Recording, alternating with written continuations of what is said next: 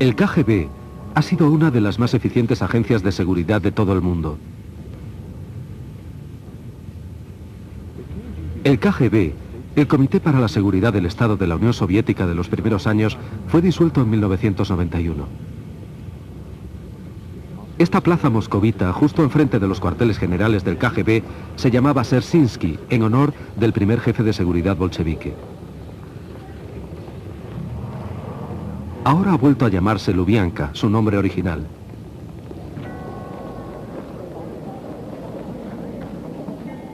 Sin embargo, incluso en la actualidad, KGB es sinónimo de secreto, terror y perversidad. Esta organización soviética para la seguridad ha utilizado distintos nombres durante sus más de 70 años de existencia. Ha sido una institución poderosa y opresiva, temida por toda la población soviética. Las investigaciones sobre el pasado del KGB nos han proporcionado luz acerca de su siniestra existencia. El KGB y sus antecesoras han jugado un papel de la mayor importancia en la historia de Rusia.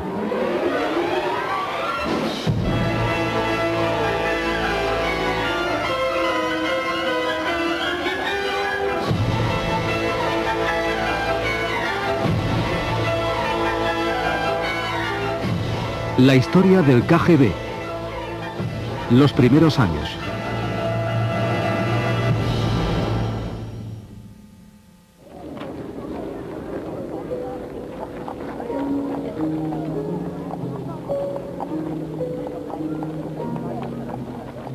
Tras la Revolución de Octubre, los bolcheviques necesitaban organizar una policía secreta.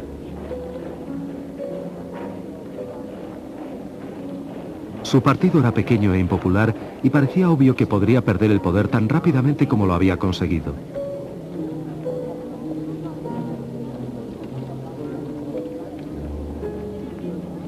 El 7 de octubre de 1917, a instancias de Lenin, el Soviet de los Comisarios del Pueblo estableció la Comisión Extraordinaria de todos los rusos para combatir la contrarrevolución y el sabotaje, la infame Checa.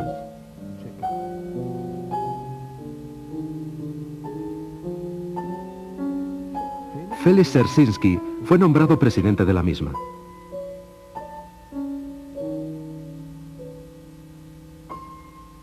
Nacido en 1877, en el seno de una familia polaca noble pero modesta, Dzerzhinsky fue educado en el seno de la religión.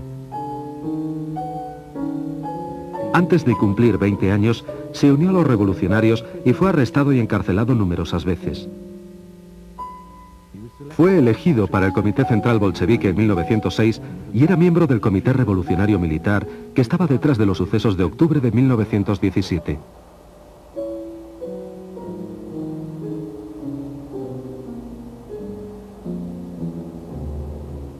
Dzerzhinsky creía apasionadamente que la causa bolchevique debía triunfar a cualquier precio.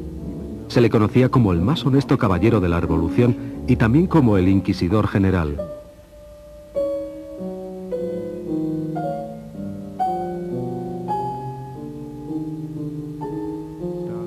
Stalin dijo de él: para la burguesía no existe un hombre tan odiado como el suyo.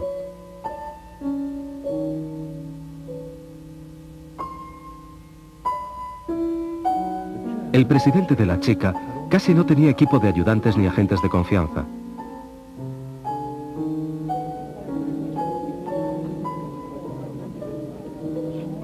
Solamente unos pocos de los primeros 20 hombres permanecerían dentro del círculo interior de Dzerzhinsky, entre ellos Jacob Peters, Iván Xenofontov y Martin Latsis.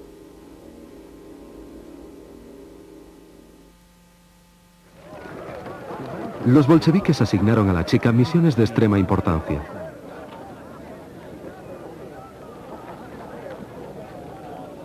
Rusia esperaba que la Asamblea Constituyente definiera y estableciera la base de un nuevo sistema político.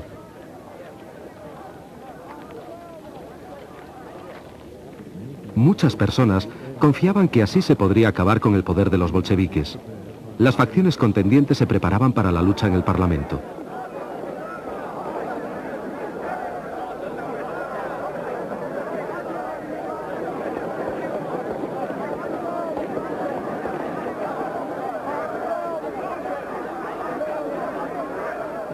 Pero los bolcheviques no tenían intención de renunciar al poder en favor de la asamblea legalmente elegida. En diciembre de 1917, los agentes de la Checa arrestaron a los miembros de la Unión para la Defensa de la Asamblea Constituyente.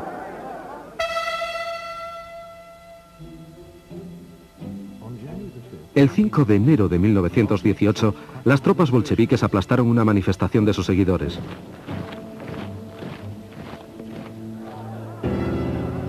La asamblea se reunió en el Palacio Tauride.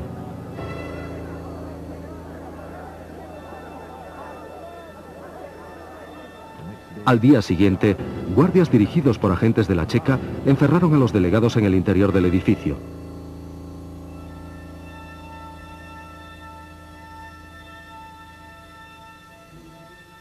Esa noche, dos delegados, Andrei Singariov y Fidor Kokoskin, que habían sido arrestados anteriormente, fueron brutalmente asesinados por guardias rojos borrachos.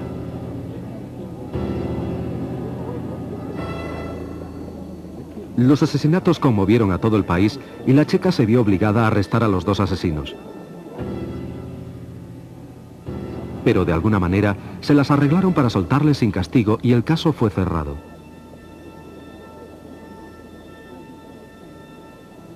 Este incidente representó una muestra de los sucesos que a continuación iban a desarrollarse. Poco a poco, la Checa adquirió una gran soltura en manipular a las multitudes y causar muertes violentas. Pero la situación de los bolcheviques era precaria. En febrero de 1918, la República Soviética estaba al borde de la derrota militar. Petrogrado estaba amenazado seriamente. Lenin firmó el siguiente decreto: la patria soviética está en peligro. Con él, los agentes de la Checa estaban autorizados a fusilar en cualquier momento y lugar a agentes enemigos, criminales, especuladores, agitadores contrarrevolucionarios y espías alemanes. La Checa podía ejecutar a cualquiera. No se necesitaban pruebas concluyentes de culpabilidad. Esto le permitió mantener una férrea disciplina en la retaguardia del Ejército Rojo.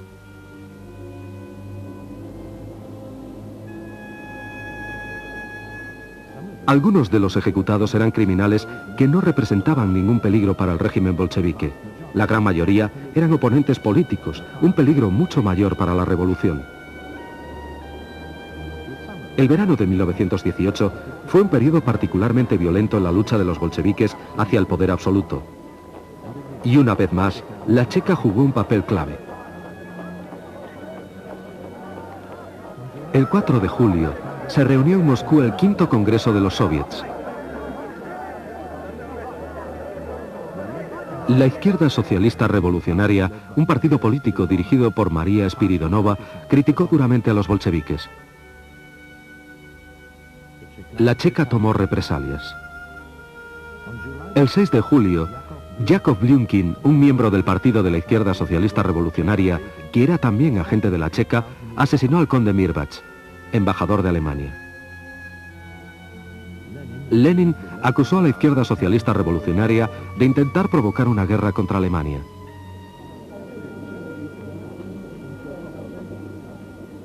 Cuando Dzerzhinsky intentó arrestar al asesino, se encontró con que algunos miembros de la Checa eran leales a la izquierda socialista revolucionaria y se negaron a obedecer sus órdenes. Él y otros jefes bolcheviques fueron arrestados. La lucha había comenzado.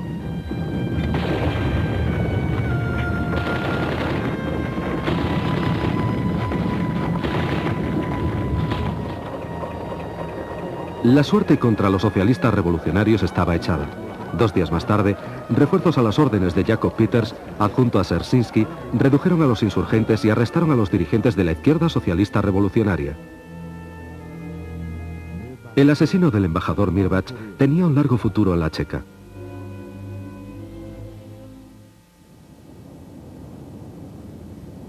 Como resultado de la revuelta de julio, los bolcheviques se hicieron fuertes en el poder, pero todavía no estaban seguros. Su siguiente paso sería el terror organizado. En palabras de Dzerzhinsky, un elemento absolutamente normal de toda revolución. Los bolcheviques esperaron a que se les presentara su oportunidad para lanzar el terror rojo. El 30 de agosto, Moisés Uritsky, presidente de la Checa de la región de Petrogrado, fue muerto. A Lenin le dispararon en Moscú y resultó herido. Los socialistas revolucionarios fueron acusados de ambos atentados.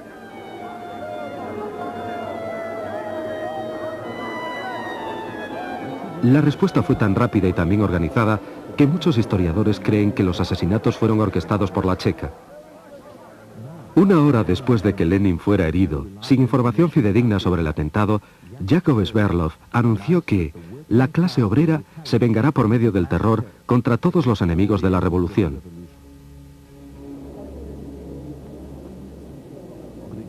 Gregory Zinoviev, presidente del Soviet de Petrogrado, dijo: la burguesía puede matar a varias personas. Nosotros podemos eliminar a una clase entera.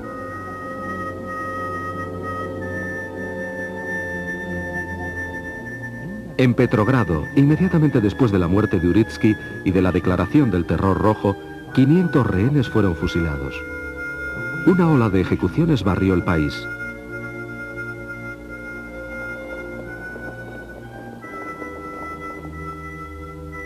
Ahora, las unidades locales de la Checa, compuestas exclusivamente por bolcheviques, eran extremadamente eficientes. Gradualmente, la Comisión Extraordinaria para todos los rusos se introdujo en cada resquicio de la sociedad. Se abrieron oficinas hasta en las más pequeñas ciudades y las regiones más remotas.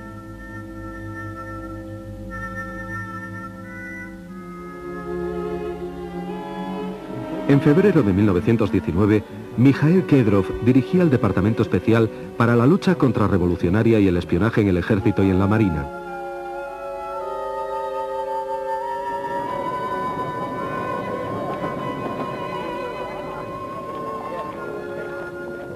La Checa tenía ahora sus propias y grandes unidades militares. La lista de crímenes que la Checa podía reprimir a su libre albedrío había sido considerablemente ampliada. Ya casi no se conocían límites al extraordinario poder de la Checa.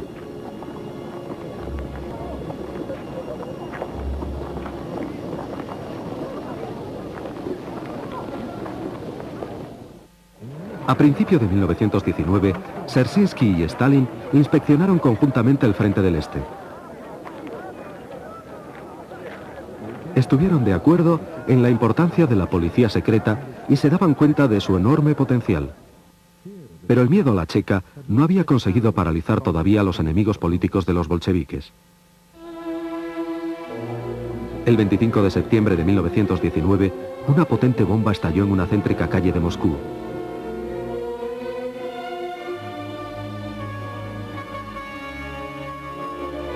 La carga, de 25 kilos, destruyó el edificio donde el comité del partido de Moscú se encontraba reunido en conferencia. El dirigente bolchevique moscovita Vladimir Zargovsky y 11 personas más murieron. 55 resultaron heridos.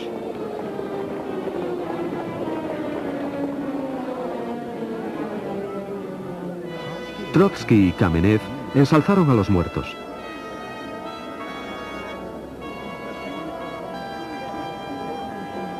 Mientras tanto, la Checa se había puesto a trabajar. Al principio, Dzerzhinsky sospechó que el partido Izquierda Socialista Revolucionaria y el Centro Nacional eran responsables de la bomba. Cientos de miembros de las dos organizaciones que ocupaban diversos cargos fueron fusilados inmediatamente.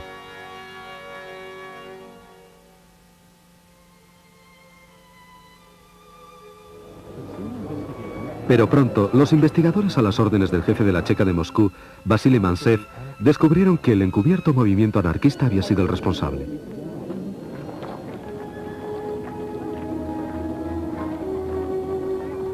Al cabo de 2 semanas, pisos francos, imprentas clandestinas y talleres de explosivos fueron descubiertos y eliminados.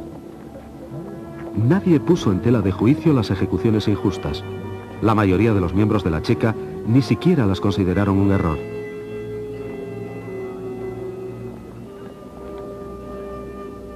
Incluso entre los bolcheviques, nadie se consideraba con las fuerzas suficientes para cuestionar a la Checa en público, aunque en privado comentaban que el eslogan «Todo el poder para los soviets» había sido cambiado por el de «Todo el poder para la Checa».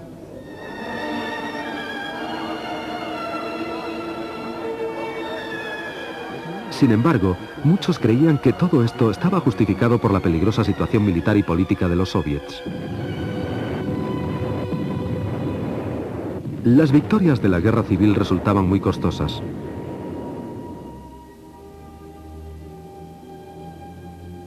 El descontento se extendía por todo el país y saltaba en cualquier lugar.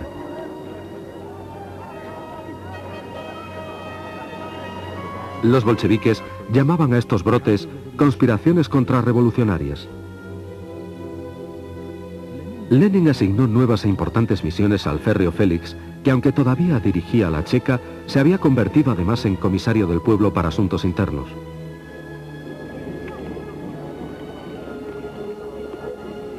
Al mismo tiempo, se hizo cargo del reclutamiento de trabajadores y presidía la comisaría de medios de comunicación.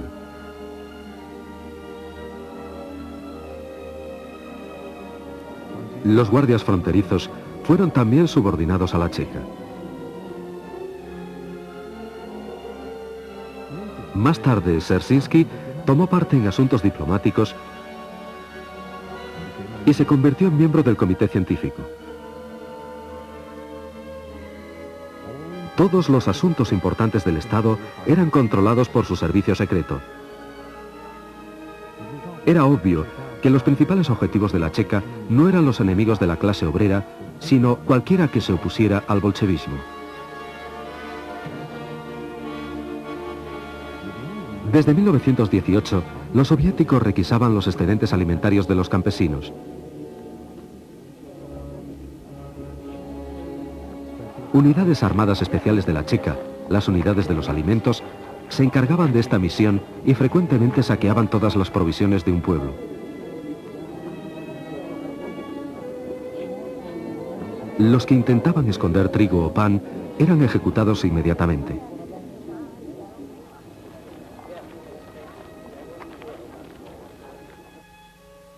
Las revueltas campesinas se hicieron frecuentes.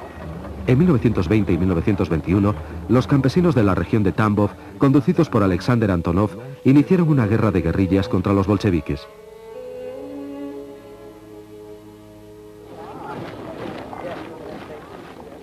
El gobierno soviético respondió con incursiones de castigo. Los efectivos del Ejército Rojo que luchaban contra Antonov fueron reforzados con destacamentos especiales de la Checa, incluyendo la unidad acorazada organizada por el mismo Dzerzhinsky.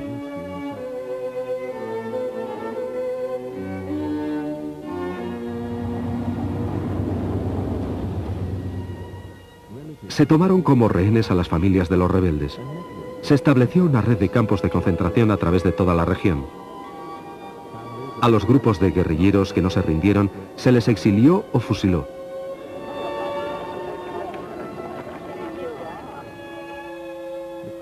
El punto álgido se alcanzó en el verano de 1921, cuando agentes de la Checa se infiltraron en los cuarteles generales de Antonov, sofocando sin piedad el levantamiento campesino.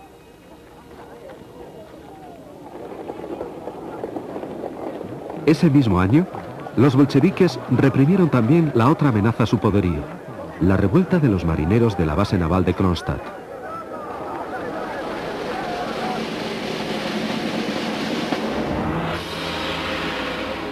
Cuando la Checa no podía reprimir a los marineros rebeldes, las unidades del ejército intervenían decidiendo el final de la resistencia.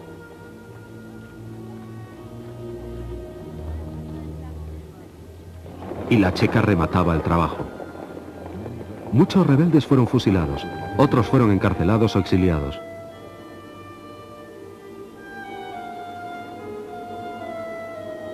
Todo esto ocurrió poco después del 1 de mayo.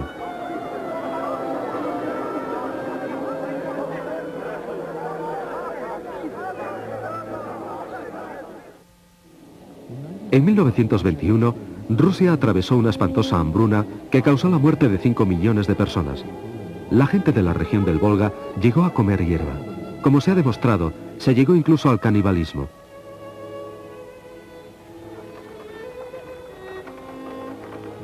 Los labradores huían de sus pueblos tratando de sobrevivir.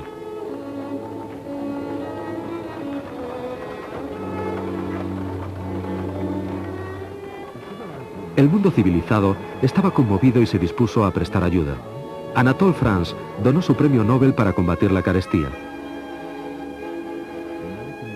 Se fundó la Administración Americana de Socorro para llevar alimentos a Rusia.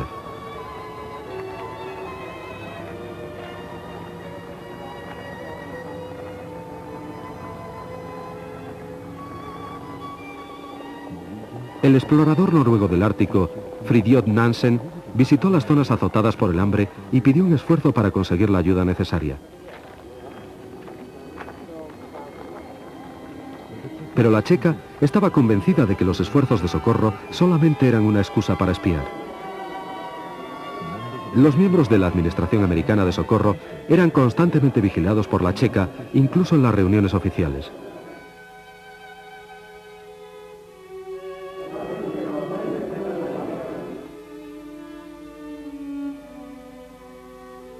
Muchos fueron detenidos. La Iglesia Ortodoxa rusa, dirigida por el patriarca Tijón, recogió donativos para los hambrientos campesinos.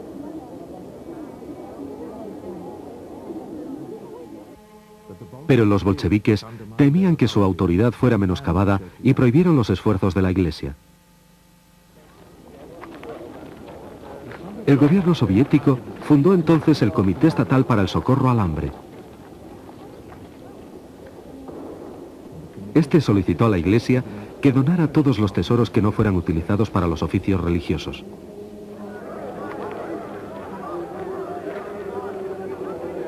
En realidad, esto representaba una maniobra auspiciada por la checa para adueñarse de todas las posesiones de la Iglesia.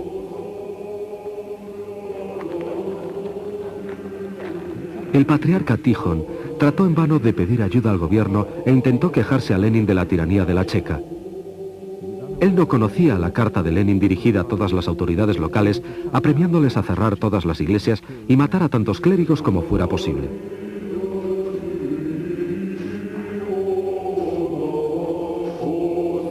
La insistencia del patriarca acabó con su arresto domiciliario y su posterior destierro al monasterio de Donskoy, donde murió en 1925 en fecha no determinada.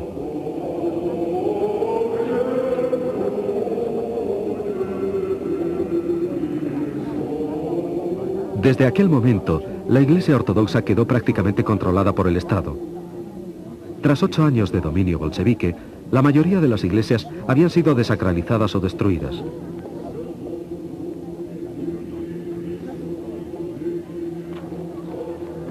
De las 96 iglesias de Petrogrado, solamente quedaban abiertas al culto 7. Los monasterios fueron reducidos a campos de labor para miles de religiosos socialmente extraños.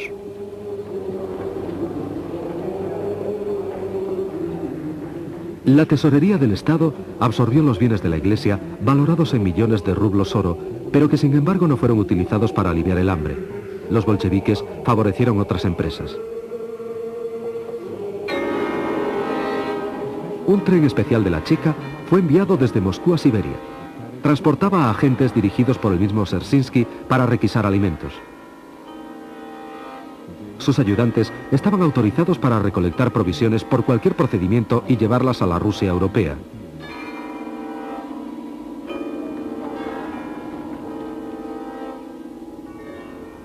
Cuando Dzerzhinsky volvió de su viaje por el pan en febrero de 1922, ya no era el jefe de la Checa, sino el presidente de la agencia política principal, la GPU, creada en el seno del Comisariado Popular de Asuntos Internos, la NKVD.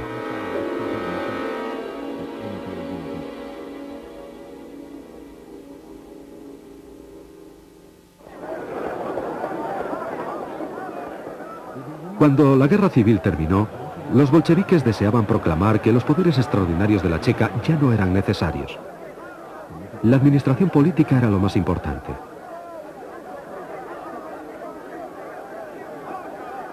El régimen soviético se encargó de eliminar a los que se oponían abiertamente a él y trató de descubrir a sus adversarios ocultos. La solución de Dzerzhinsky era sencilla. La GPU debe llegar a ser la sucesora de las gloriosas tradiciones y hazañas de la Checa. En el verano de 1922, preparó un juicio contra los dirigentes de los socialistas revolucionarios encarcelados.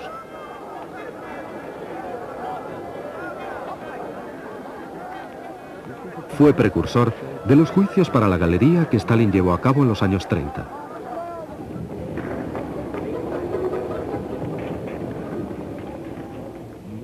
Georgi Piatakov presidió el juicio.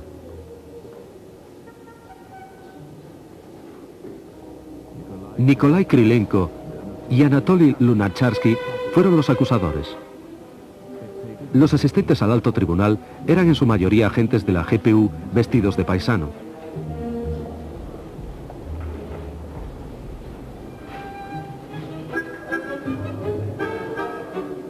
La GPU se había preparado meticulosamente para el juicio.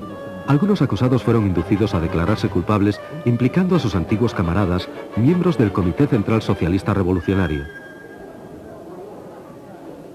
Dos provocadores, Grigori Semyonov y Lidia Konopleva, se habían infiltrado en este grupo de colaboradores.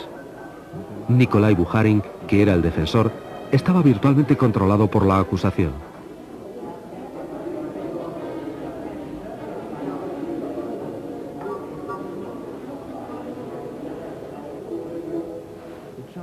Las acusaciones, que iban desde provocar la guerra civil hasta la intentona de asesinato de Lenin, no tenían base. Sin embargo, Krylenko solicitó la pena de muerte.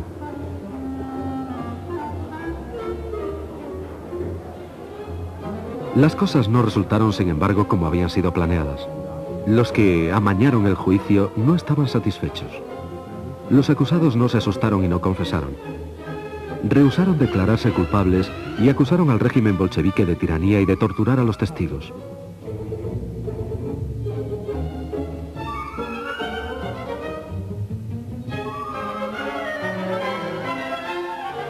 El gobierno no se atrevió a sancionar la pena capital. Lev Kamenev sugirió que la ejecución fuera demorada indefinidamente y que los 12 socialistas revolucionarios fueran encarcelados de por vida.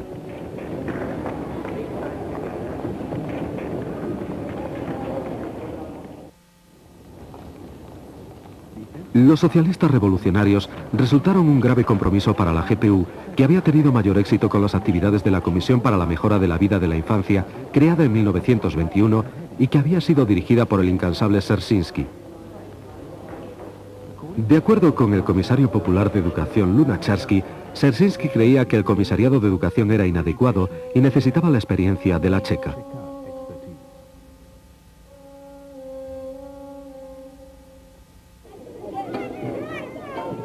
El problema era extremadamente serio. Las represalias de la guerra civil y las migraciones forzosas habían dejado un número impresionante de huérfanos.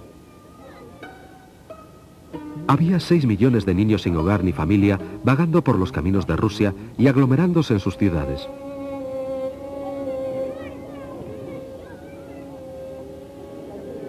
Los objetivos de la Checa al fundar esta comisión eran no solo mejorar las condiciones de vida de la infancia, sino disminuir a su vez la delincuencia infantil. Se construyeron orfelinatos especiales en toda Rusia bajo la supervisión de la Checa GPU. Les dieron amparo, ropas, comida y educación elemental. Pero lo más importante era que los niños pasaban a estar controlados.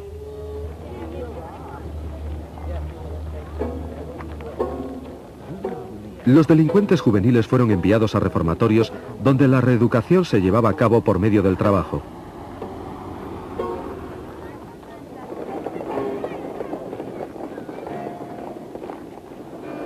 El reformatorio más famoso se llamaba Félix Dzerzhinsky y estaba dirigido por Anton Makarenko.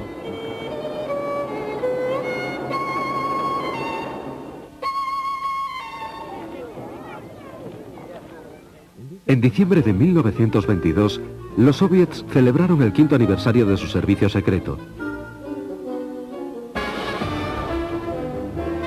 Los mejores soldados de la GPU desfilaron en la Plaza Roja y se celebró una gran fiesta en el Teatro Bolshoi, en la cual Mikhail Kalinin se dirigió al público con estas palabras.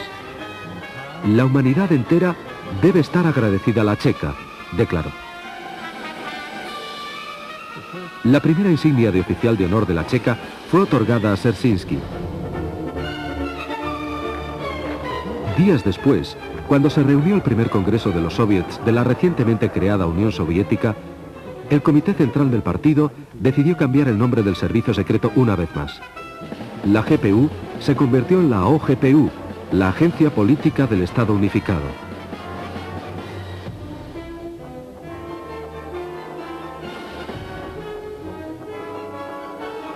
Esta organización debía vigilar no solamente a Rusia, sino a toda la Unión Soviética.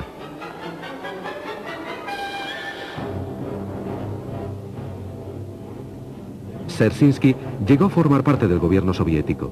Desde aquel momento en adelante, las principales cabezas de la policía secreta pasarían a situarse en las más altas instancias de todos los organismos del Estado y del partido. En 1923, la OGPU tenía numerosos adversarios fuera de la Unión Soviética.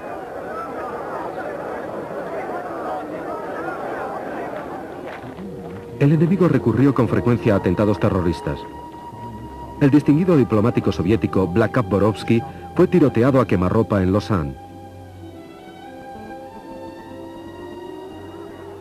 En Rusia, la OGPU, famosa por sus métodos terroristas, deploró el asesinato y organizó una protesta pública contra el asesinato político.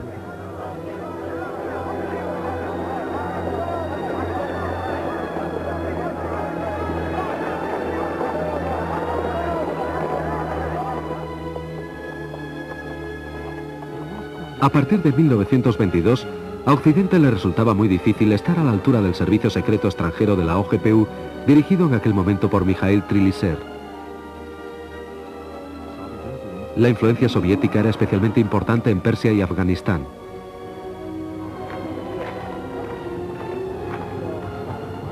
Pero el principal objetivo de la OGPU estaba dentro de la propia Unión Soviética.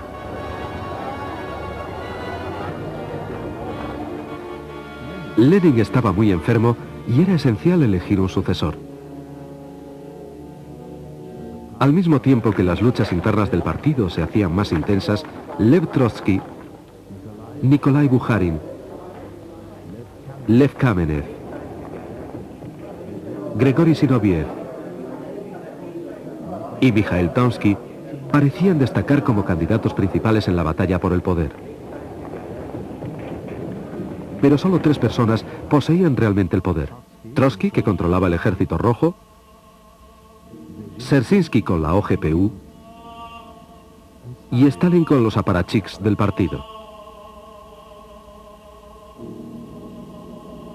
El odio a Trotsky unió a Stalin y a Dzerzhinsky.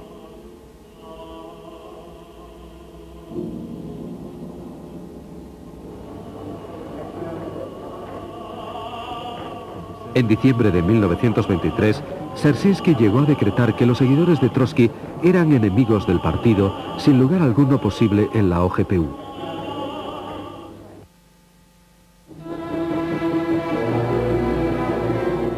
El día 21 de enero de 1924, Lenin moría.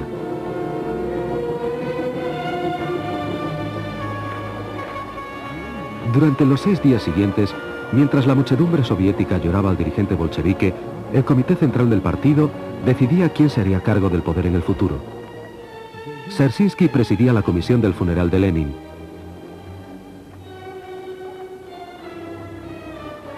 Cinco días después, pasaba a ocuparse del Soviet Supremo de Economía Popular sin haber renunciado a su puesto principal de jefe de la OGPU. Stalin continuaba siendo secretario general del partido bolchevique. Lenin se había opuesto abiertamente, pero con la ayuda de la OGPU, su testamento y sus últimas disposiciones fueron ocultados a la organización del partido y a sus miembros.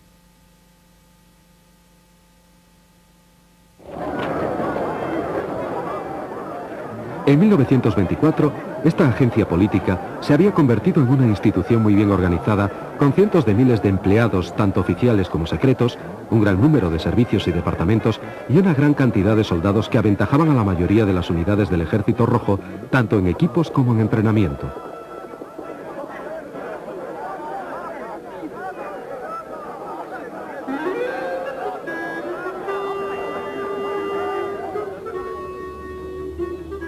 El presupuesto anual de la OGPU, incluyendo a los guardias fronterizos y a las unidades militares, era de 4 millones de rublos oro.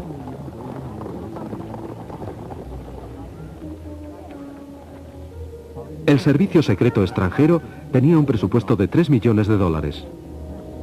Los agentes de la OGPU disfrutaban de lujosos apartamentos y tenían acceso a tiendas especiales bien surtidas de artículos de calidad.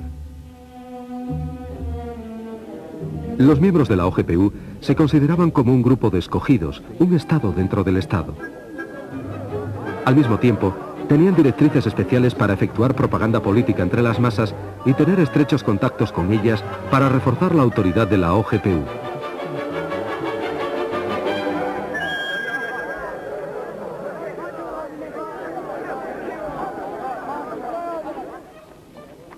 Dirigidos desde arriba, muchos organismos soviéticos suministraban auxilio a las distintas unidades de la OGPU. Podía considerarse como la indestructible conexión entre el pueblo y el servicio secreto.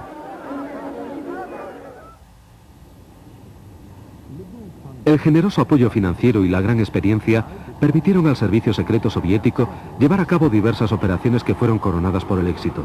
Una de las más famosas fue la detención en 1924 de Boris Savinkov, un viejo y duro enemigo de los soviets. Savinkov era miembro de la organización militar de los socialistas revolucionarios. Había vivido en el exilio desde 1918, esperando que a los bolcheviques les cambiara la suerte. La OGPU comenzó la cacería de Savinkov. Entre 1921 y 1924, cientos de personas fueron arrestadas y acusadas de asociarse con él. Algunos traicionaron al jefe de los socialistas revolucionarios. Pero no se podía conseguir que Savinkov mordiera el anzuelo y volviera al territorio soviético. No, hasta que le fue ofrecida la jefatura de una organización secreta ficticia. El jefe del contraespionaje de la OGPU, Artur Artusov, supervisó la operación, cuyo nombre secreto era Sindicato 2. El agente de la OGPU, Andrei Fedorov, viajó al extranjero simulando ser un antibolchevique.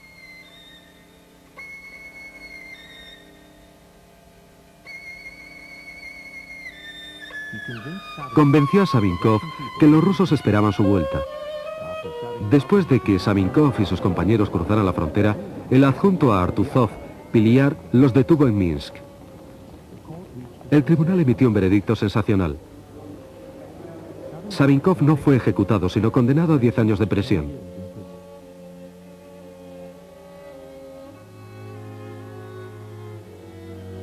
Sin embargo, en mayo de 1925 se cayó de una ventana de su prisión. La OGPU dictaminó que había sido un suicidio.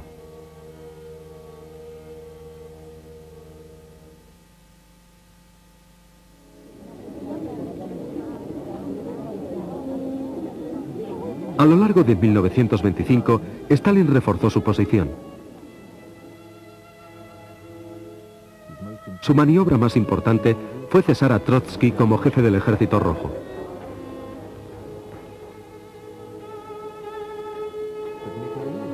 Pero Mijael Frunze, su sucesor, demostró que era demasiado independiente y poderoso para el gusto de Stalin.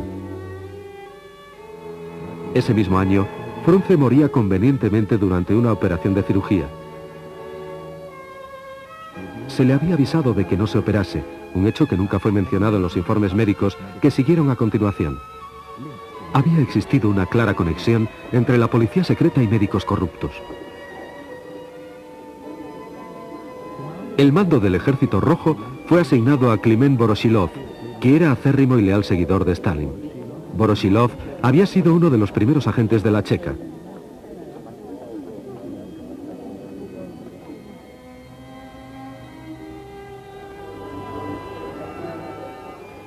En 1925 tuvo lugar otra lucha intestina por el poder en el seno del partido. Con el firme soporte de Dzerzhinsky, Sergei Kirov se convirtió en secretario de la organización del partido de la ciudad de Leningrado. Sustituyó a Grigori Zinoviev, jefe de la nueva oposición, y estaba resuelto a comprobar la creciente influencia política de Stalin.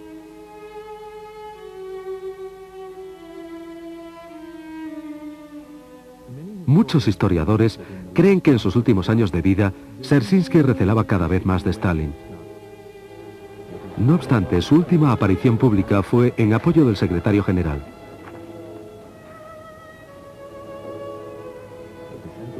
En el pleno del comité del 20 de julio de 1926 se mostraría crítico ante los oponentes de Stalin, Georgi Piatakov y Lev Kamenev. Inmediatamente después de su discurso, Dzerzhinsky sufrió un colapso.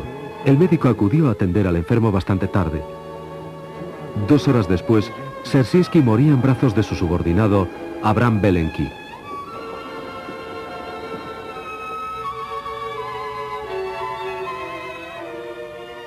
El funeral de Dzerzhinsky representaba una ocasión importante para los bolcheviques. Fue la última vez que los dirigentes del partido estarían juntos. El puesto de cada uno de ellos en la Guardia de Honor representaba su influencia política. Cuando enterraron a Dzerzhinsky, los bolcheviques dijeron adiós no solo a un camarada, sino también a una época. El periodo que más tarde fuera denominado como la época del terror revolucionario romántico había terminado.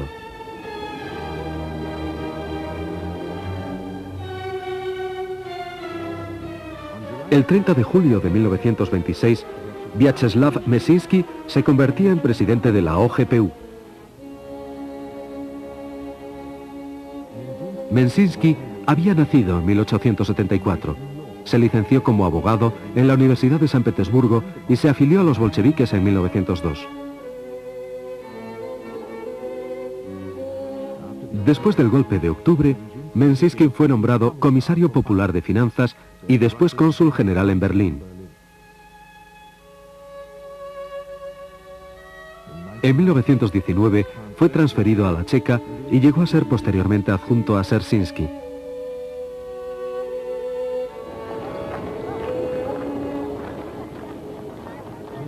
Meszynski era muy diferente de sus colegas. Provenía de la inteligencia, era experto en física, química, le gustaba la astronomía y hablaba 20 lenguas. Era también un caballero, lo que parecía ser un serio inconveniente para una persona de su posición. Trotsky lo describió como un hombre en la sombra. Pero eso era justamente lo que Stalin necesitaba. El nombramiento de Meszynski hizo que Stalin pasara a ser dueño absoluto de la OGPU. El segundo al mando de Meszynski, Genrikh Yagoda, llegó a convertirse en una herramienta en manos de Stalin.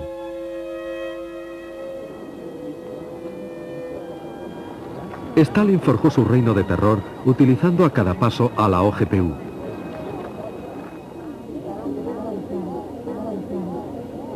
El país estaba en vías de industrialización.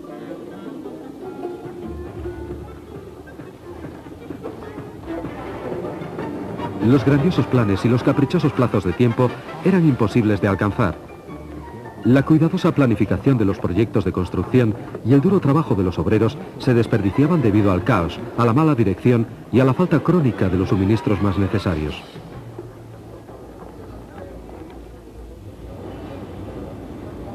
El partido no podía acusar de ello a sus ineptos e inexpertos directores rojos. En su lugar, los bolcheviques buscaron otras cabezas de turco. La OGPU encontró una solución. El desarrollo industrial era lento debido al sabotaje de los especialistas burgueses, etiqueta que fue colocada a los ingenieros veteranos que no tenían un pasado bolchevique. Un grupo de ingenieros experimentados de la cuenca carbonífera del Donetsk fue detenido en 1928, acusados falsamente de actividades contrarrevolucionarias. El caso Shatki, elaborado por la OGPU, fue uno de los primeros juicios para la galería.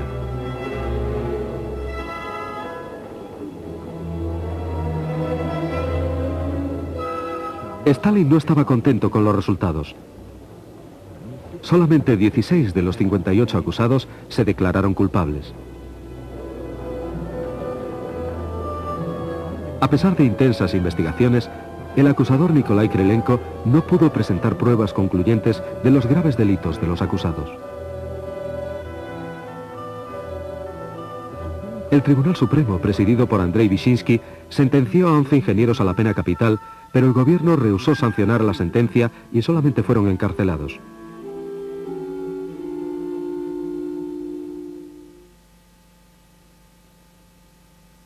Durante 2 años, Krylenko y la OGPU montaron un nuevo caso. Ahora aparecieron saboteadores en todas las industrias soviéticas. Todas las empresas fueron purgadas. Todos los miembros de la oposición del partido y aquellos que no tuvieran un pasado proletario estaban perdidos. Juzgados en tribunales populares, eran remitidos a las comisiones de la OGPU y enviados a campos de trabajo y de concentración. La Comisión Central de Purgas estaba dirigida por Jakov Peters.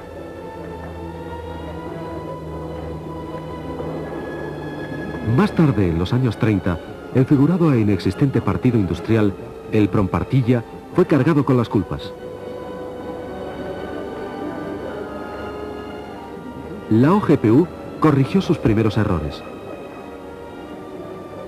Solamente había esta vez 8 acusados. Muchos de ellos confesaron humildemente falsos crímenes y fueron testigos de la acusación. El profesor Leonid Radmin, el supuesto dirigente del Prompartilla, y los otros 7 acusados habían sido forzados por la OGPU para que confesaran.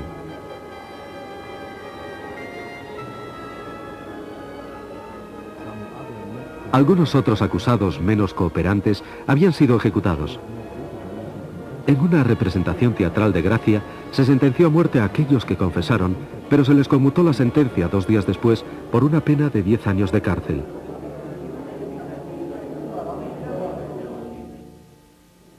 Al mismo tiempo, los campesinos rusos fueron sometidos a duras represiones. La primera etapa de colectivización que Stalin llevó a cabo comenzó en 1928. Millones de campesinos que no deseaban ir a las granjas colectivas fueron represaliados. Los kulaks, o campesinos ricos, fueron exiliados. Cualquier labrador podía ser considerado un kulak. Estas acciones de represalia fueron disfrazadas como lucha contra los kulaks.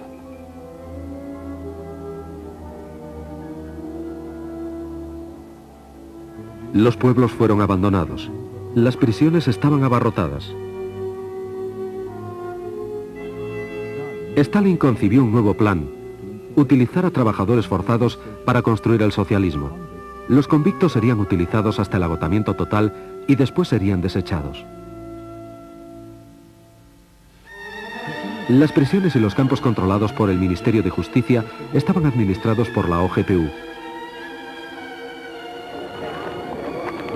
Este fue el origen del infame Gulag, la administración de los campos principales. Genrikh Yagoda fue su primer dirigente.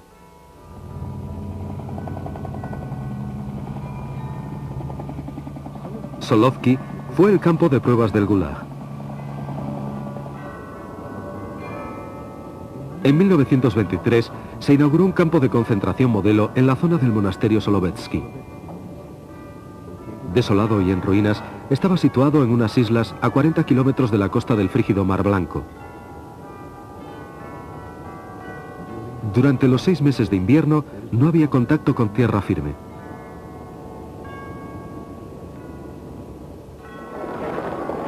Los internos eran humillados y maltratados, castigados y torturados.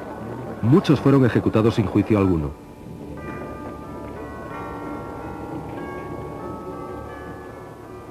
Los principios económicos en que se basaba el Gulag fueron puestos a prueba en Solovki: conseguir el máximo esfuerzo de trabajo al mínimo costo. En 1926, el campo de Solovki consiguió una producción de madera valorada en 63.000 rublos. En 1929, esta cifra se había elevado a 3,5 millones de rublos. Un año más tarde, llegaba a los 10 millones.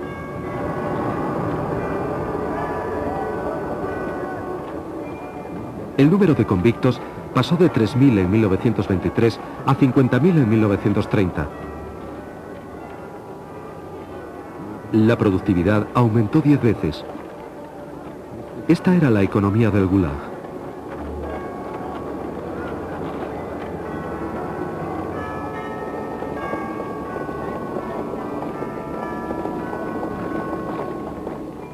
Pero la empresa maderera, incluso a escala gigantesca, no tenía un gran impacto político. Stalin deseaba un proyecto monumental que se pudiera llevar a cabo fácilmente y a poco costo, que arrojara unos resultados impresionantes.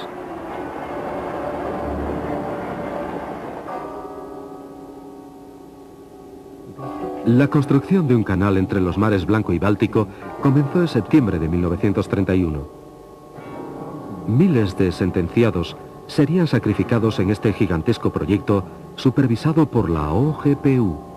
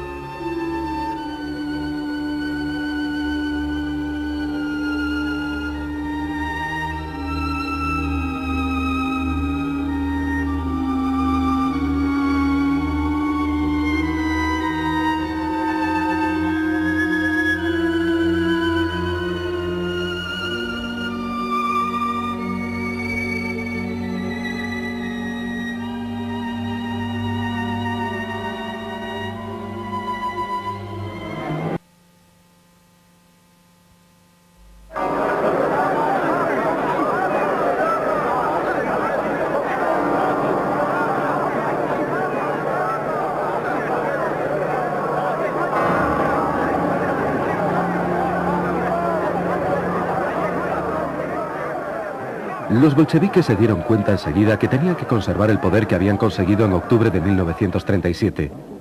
Los nuevos gobernantes de Rusia crearon una comisión extraordinaria para prevenir la contrarrevolución. Fue conocida con el nombre de la Checa, el escudo y la espada del gobierno soviético. Al cabo de una década, toda la resistencia había sido aplastada. Los que no estaban de acuerdo con el nuevo régimen fueron muertos, forzados a emigrar o deportados a campos de concentración. Para conseguir las ambiciosas metas de Stalin, Rusia debería pagar un precio muy elevado. Su visión del socialismo requería el trabajo de millones de esclavos. La Organización para la Seguridad del Estado, conocida como la Administración Política del Estado Unificado, u OGPU, comenzó desde 1922 a cambiar su misión de eliminación de la oposición a suministrar trabajadores forzados para la construcción del infame Gulag.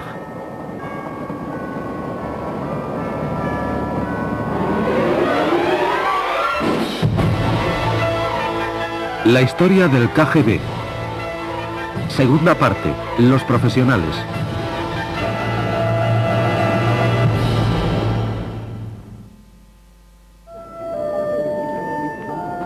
El primer gran proyecto de la OGPU, un canal entre los mares Blanco y Báltico de poco valor práctico, debía demostrar al mundo el impresionante potencial soviético. El canal de Belomor cruzaba el árido terreno de la Rusia del Norte.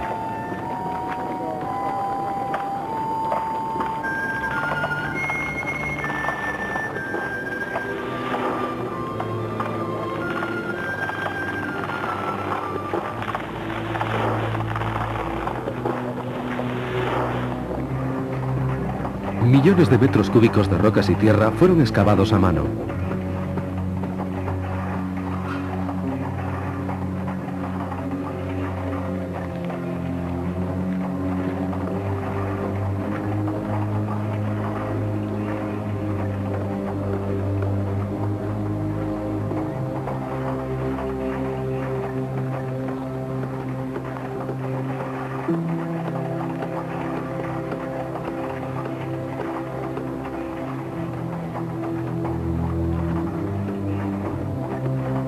Docenas de diques y pantanos fueron construidos en menos de 20 meses.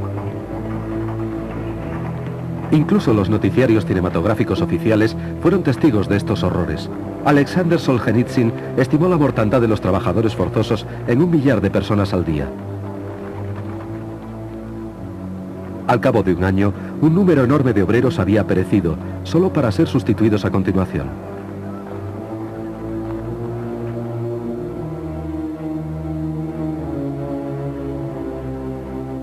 El canal fue terminado en el tiempo previsto.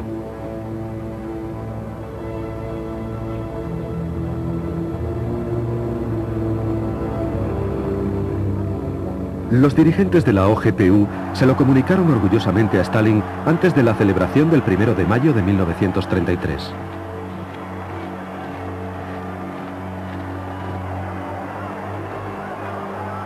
El proyecto había sobrepasado todas las expectativas. Solamente se habían gastado la cuarta parte de los 400 millones de rublos presupuestados.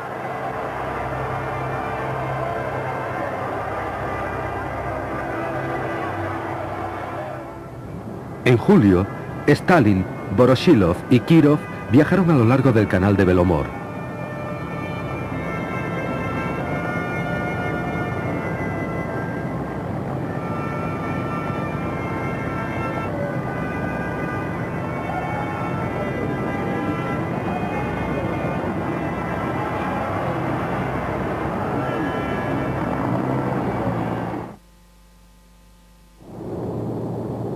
La OGPU pasó a encargarse de otros proyectos.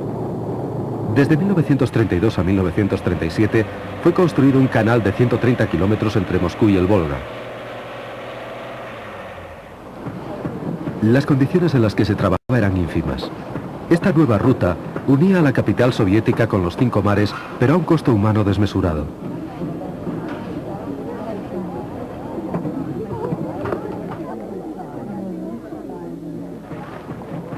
La construcción ferroviaria se hizo posible gracias a los trabajos forzados.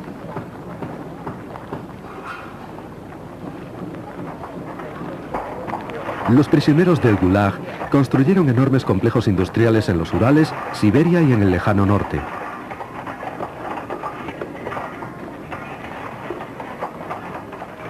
Los convictos ayudaron a construir el metro de Moscú, una maravilla de la ingeniería.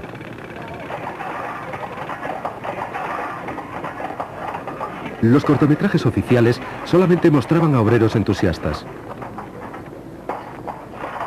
Las revueltas llamaban poco la atención. En 1933, las condiciones de trabajo infrahumanas provocaron huelgas que fueron sofocadas por la OGPU.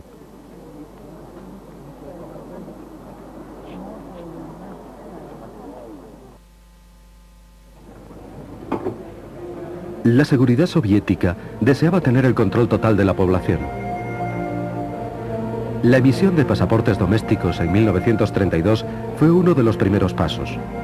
Solo aquellos que tenían todos sus papeles en regla pudieron obtener la documentación.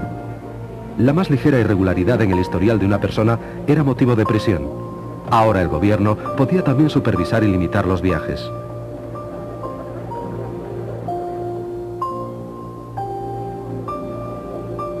No contentos con esto, se realizaron todos los esfuerzos posibles para regular el pensamiento y los sentimientos de la población soviética, en particular los de la inteligencia.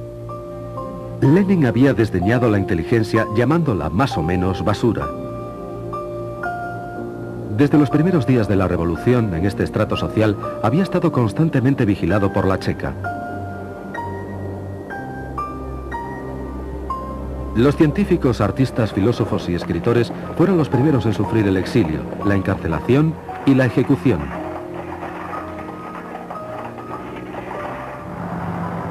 En 1922, la OGPU deportó a 200 prominentes intelectuales. Los que permanecieron en Rusia tuvieron que soportar un peligro manifiesto. Con frecuencia, los agentes de la OGPU se ganaban falsamente la confianza de intelectuales eminentes. Por ejemplo, en 1921, el agente Yakov Agranov se hizo pasar por amigo del poeta Nikolai Gumilyov mientras apañaba una acusación contra él. Gumilyov fue denunciado por traidor y fusilado.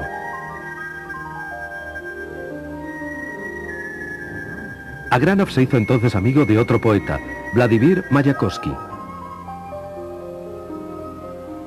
En 1931, Mayakovsky supuestamente se suicidó.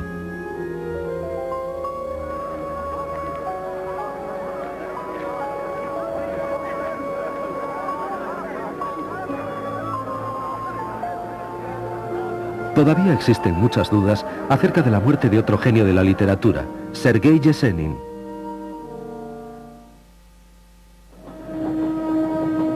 El escritor Máximo Gorki estaba también muy estrechamente vigilado por la OGPU. En 1928, Gorki aceptó en su residencia de Italia una invitación del gobierno soviético para volver a su patria. El delegado jefe de la OGPU, Henryk Jagoda, asumió la responsabilidad personal del éxito de la vuelta a Rusia y de su simultánea reeducación.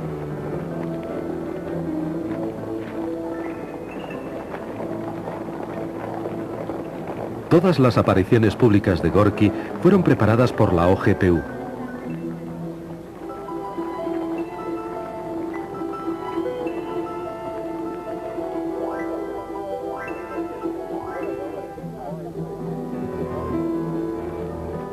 La gente que le rodeaba, incluyendo su cocinero y su jardinero, fueron seleccionados y controlados por la policía secreta.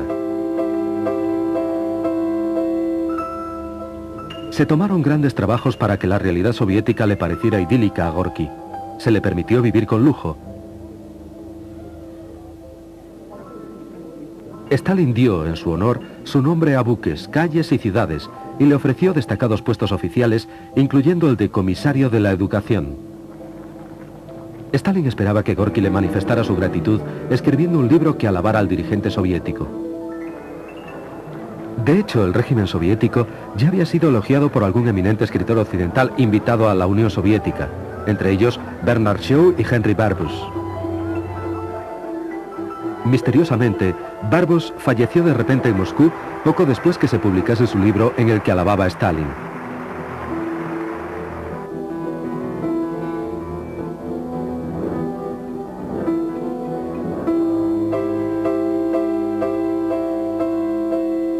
Pero Gorki no quería escribir un libro sobre el jefe del partido. A diferencia de los escritores extranjeros, él conocía las implicaciones del socialismo de Stalin. La colectivización de la agricultura acabó en una hambruna que se llevó, incluso en la estimación a la baja de la OGPU, 3,5 millones de vidas. Entre Stalin y Gorki comenzó a crecer la tensión. El escritor fue aislado. No se le permitía salir de la Unión Soviética. En 1934, Gorki sucumbió a las presiones y aceptó a dirigir la Unión de Escritores Soviéticos que estaba manejada por el partido.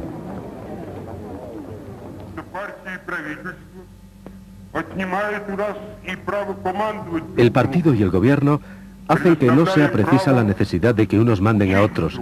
En su lugar, nos garantiza el derecho a la enseñanza. Enseñar significa intercambiar experiencias, solo eso.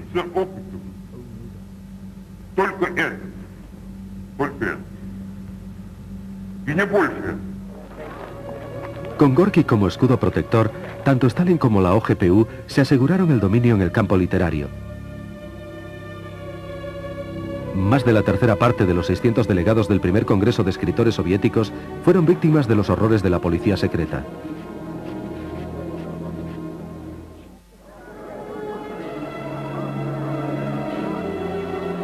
En 1936, Gorki murió.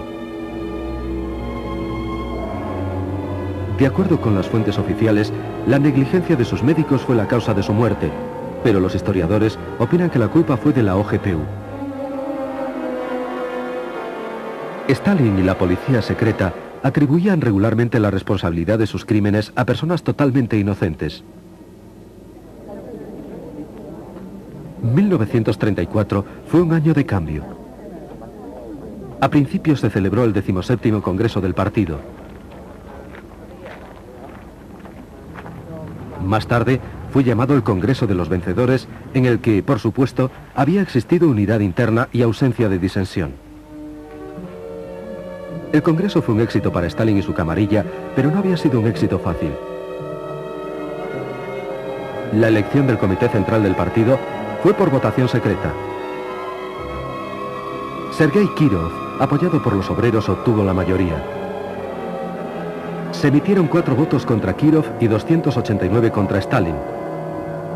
Estas cifras fueron ocultadas al Congreso.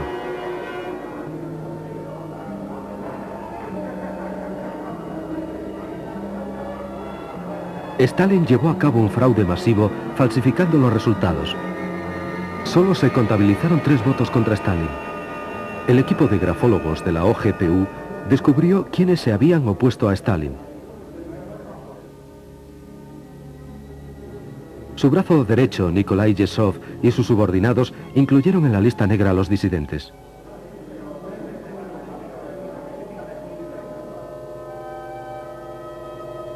Poco tiempo después, el presidente de la OGPU, Vyacheslav Mesinsky, murió. Fue enterrado con honores.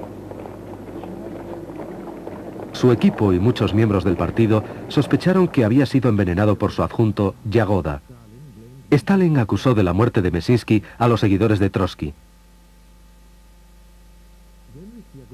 Genrikh Yagoda fue nombrado nuevo presidente.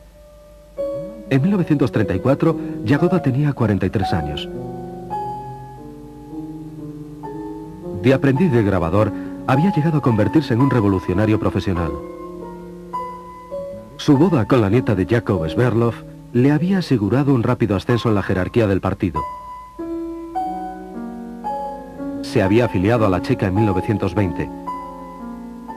Como adjunto de Mesinsky, había supervisado todas las operaciones domésticas de la OGPU. Stalin nunca puso en duda la lealtad de Yagoda. Este recibió el control no solo de la OGPU, sino también de la policía, de la Guardia Fronteriza, de los campos de concentración, prisiones y bomberos, todos ellos subordinados a una organización de reciente creación. El Comisariado Popular de Asuntos Interiores, la NKVD. La información pública acerca de las actividades de la NKVD estaba restringida. Se efectuaron llamamientos recabando el apoyo popular para la NKVD.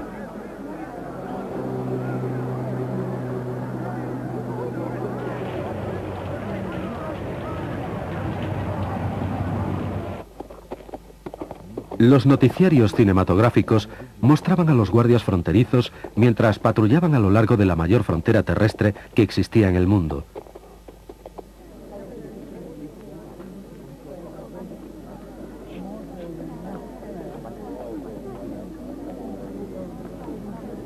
Todas las demás actividades permanecían secretas. Una de las primeras acciones de Yagoda fue establecer conferencias especiales, organismos punitivos con autoridad para firmar sentencias de muerte sin llegar a ver al acusado.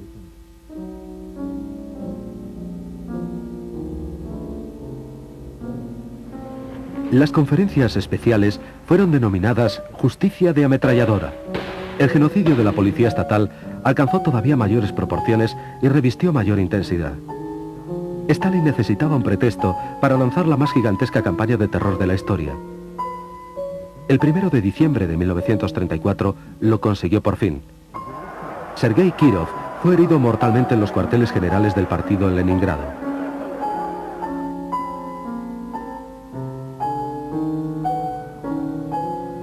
Inicialmente, su muerte fue atribuida a un demente asociado con un grupo imaginario de saboteadores. Pero de hecho, el asesinato fue llevado a cabo por la sección de la NKVD de Leningrado, siguiendo órdenes de Stalin.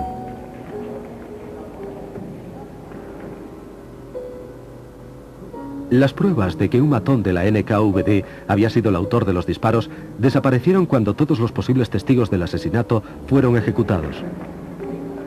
Posteriormente, Stalin acusaría a sus principales oponentes políticos, Grigori Zinoviev y Lev Kamenev, de la muerte de Kirov.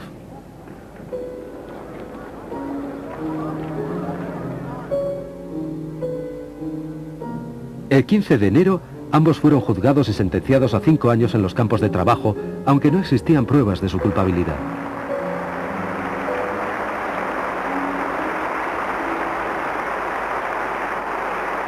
La época del terror había comenzado.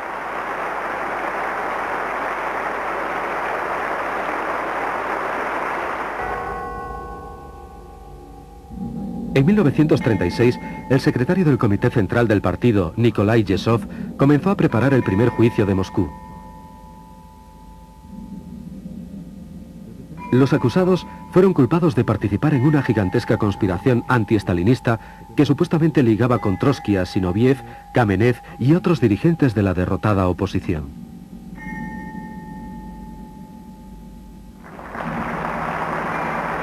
El juicio de agosto de 1936 terminó con la pena de muerte para todos los acusados.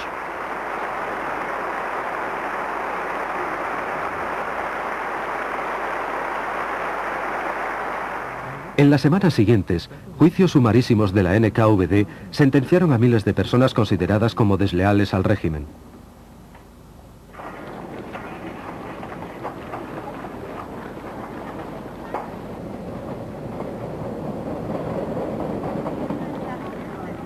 Muchos comunistas extranjeros que vivían en la Unión Soviética fueron arrestados.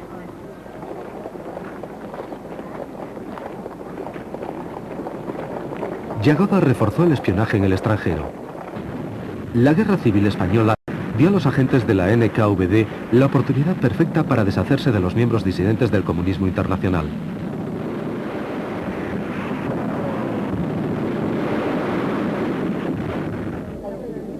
Aquellos comunistas extranjeros que se habían opuesto a Stalin y que temerariamente habían marchado como voluntarios a luchar en España fueron identificados y secretamente ejecutados durante las hostilidades. En la segunda mitad de 1936, obedeciendo una orden de Stalin, la NKVD se preparó para el segundo juicio de Moscú. Los arrestados fueron acusados de ser dirigentes de una organización paralela. Supuestamente, la organización había estado preparando el lanzamiento de una campaña de terror en caso de que la conspiración de Zinoviev y Kamenev fallara. Entre los 17 acusados estaba Grigori Sokolnikov, un antiguo ministro de Finanzas.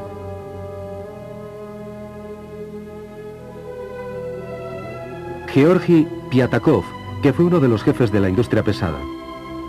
Karl Radek, el famoso periodista, y otros.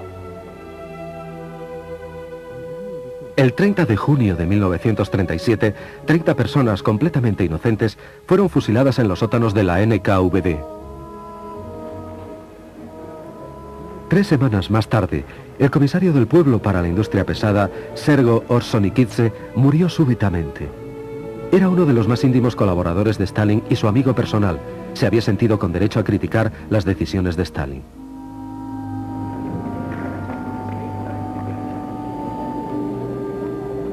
La ausencia de Yagoda en el funeral de Orsonikidze demostró públicamente la pérdida de su influencia.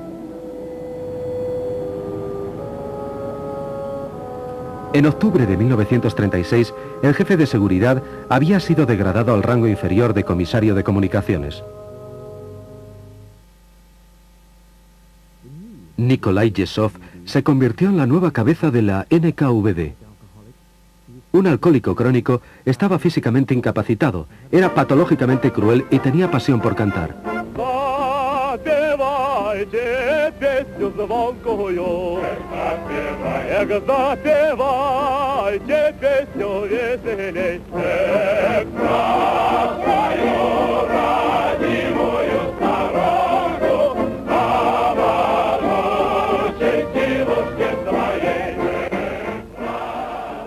El periodo más espantoso de la historia soviética había comenzado.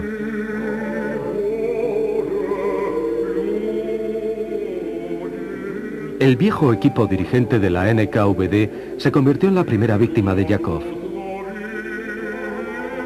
Casi todos los oficiales de alta graduación de la policía secreta fueron convocados a Moscú. No regresarían jamás. Yesov diezmó los cuadros del servicio secreto militar soviético.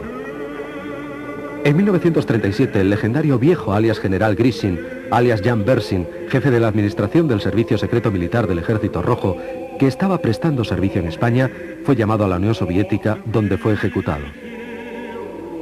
Al mismo tiempo, la NKVD eliminó a docenas de sus propios espías. Cadáveres sin identificar fueron encontrados en los oscuros callejones de París, Génova y otras ciudades. En junio de 1937, el terror golpeó al alto mando del Ejército Rojo. Los más distinguidos oficiales de alta graduación, Tukhachevsky, Yakir, Uborevich, Eidemann, Kork y otros, fueron acusados de conspiración antisoviética y ejecutados. Menos de un año después, los oficiales que juzgaron a Tukhachevsky y a sus compañeros fueron a su vez eliminados. El jefe supremo de la Fuerza Aérea, Yakov Alnis, el jefe de ejército del Extremo Oriente, Vasily Blyuker, el jefe de la región militar de Leningrado, Pavel Divenko,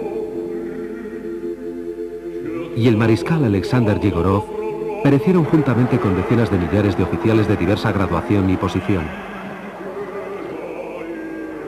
El éxito de esta purga fue celebrado en una reunión para conmemorar el 20º aniversario del aparato de seguridad soviético, que había comenzado con la Checa, continuó con la OGPU y estaba ahora encarnado en la NKVD. El acontecimiento se conmemoró el 20 de diciembre de 1937 en el Teatro Bolshoi. Anastas Mikoyan dijo: "Cada ciudadano de la Unión Soviética es un empleado de la NKVD". El aniversario fue celebrado también en todo el país.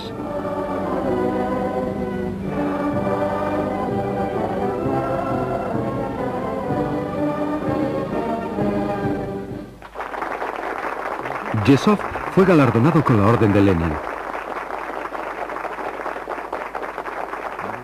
Unidades militares, empresas industriales e incluso maquinarias fueron llamadas en su honor como él.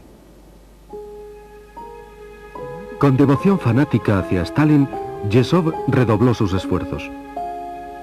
Las purgas de 1937-38 alcanzaron hasta los más fieles a Stalin.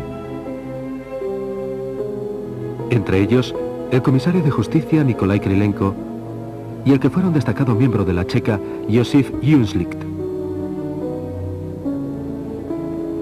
Uno de los héroes de la Revolución de Octubre, Vladimir Antonov Osenko, fue llamado de su destino diplomático y fusilado, al igual que el antiguo presidente de la NKVD, Yagoda.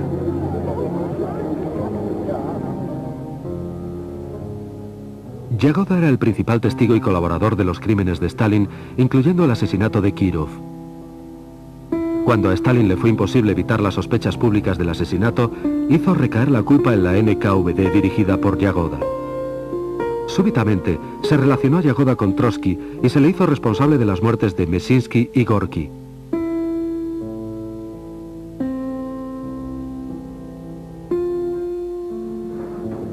Yagoda se convirtió en uno de los principales acusados del tercer juicio de Moscú.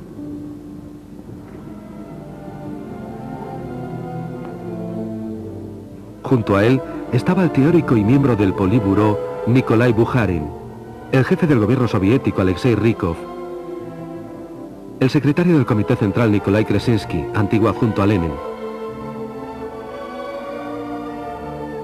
y Christian Rakovsky, un respetado bolchevique, jefe de la Ucrania soviética.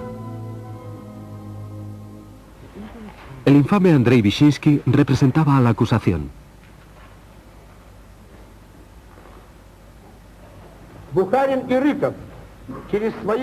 Bukharin, Rykov y sus cómplices han estado suministrando sistemáticamente información a diversos servicios secretos extranjeros. Espías alemanes y polacos han acudido como moscas alrededor de Yagoda, y él no solo los ha protegido, sino que ha espiado para ellos.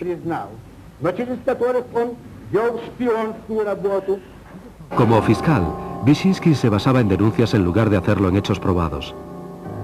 La NKVD se encargaba de forzar las confesiones. Sus agentes empleaban las más espantosas torturas sin necesidad de autorización.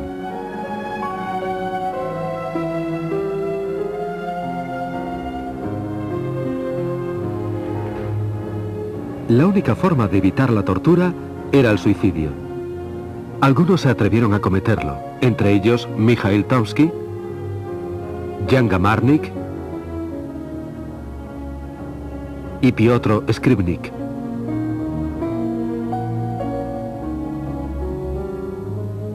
Bukharin, Rykov y los otros acusados del tercer juicio de Moscú fueron condenados. Todos fueron pasados por las armas como enemigos del pueblo.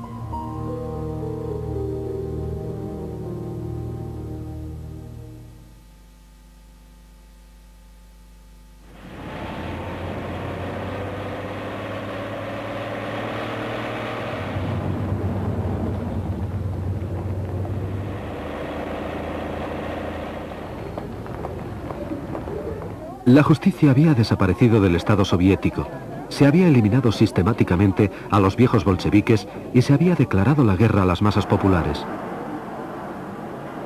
El futuro de cada individuo era peligrosamente incierto. La NKVD podía arrestar a cualquiera en cualquier parte y a cualquier hora.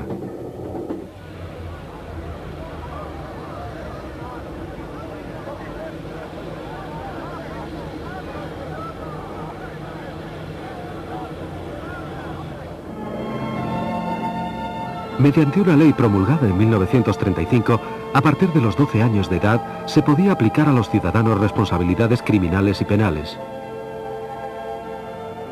Los niños podían ser encarcelados o condenados a muerte.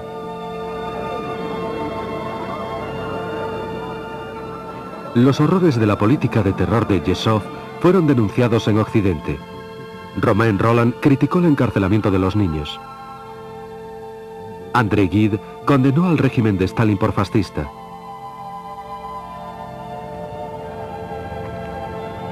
Incluso Herbert Wells, que siempre había simpatizado con la causa soviética, no pudo ya seguir emitiendo juicios favorables a la misma.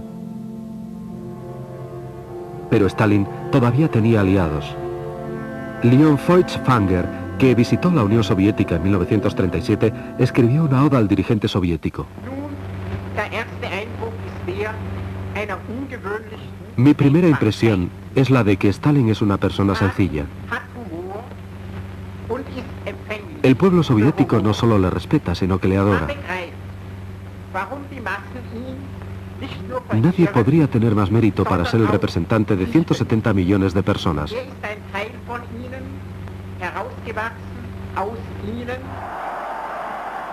Feuchtwanger era uno de los que creía que el socialismo era el remedio de los problemas del mundo moderno. Él prefería a Stalin mucho antes que a Hitler.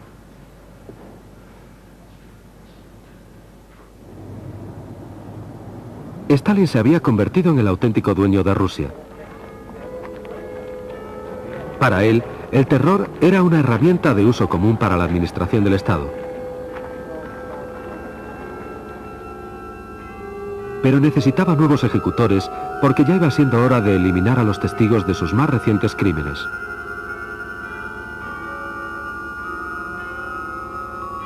El 28 de julio de 1938, Laurenti Beria fue nombrado adjunto a Yezhov. A diferencia de otros protegidos de Stalin, Beria no era solamente uno del apparatchik del partido, era además miembro de la policía secreta.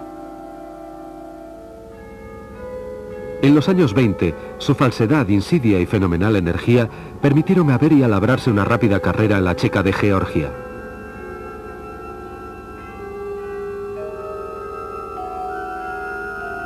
No había cumplido todavía los 30 años cuando había conseguido ya ser su presidente. En 1929 fue nombrado plenipotenciario de la OGPU para toda Caucasia.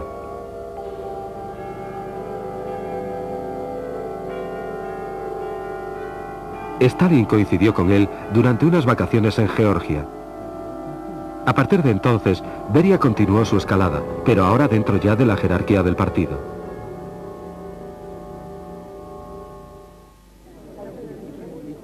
En 1931 fue nombrado primer secretario del partido en Georgia y en solo 5 años pasó, en palabras de Stalin, a establecer el orden propiamente dicho en la República.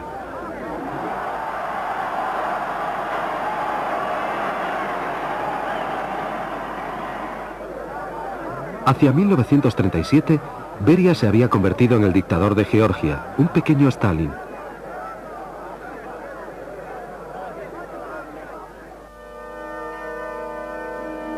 Se deshizo de todos sus oponentes, entre ellos del favorito de Stalin, Néstor Lakova, dirigente de la autonomía de Abjasia.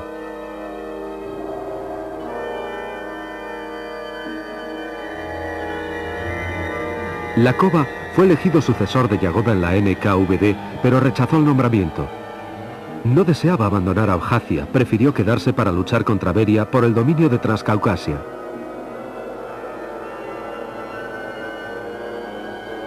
En 1936, Beria le envenenó en el curso de una comida.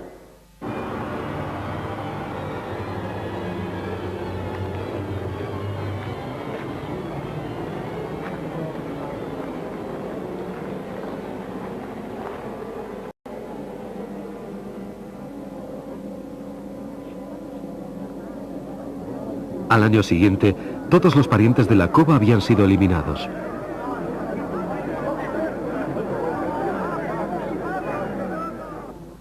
Cuando Stalin llamó a Beria a Moscú, este fue a verle sin ningún tipo de vacilación.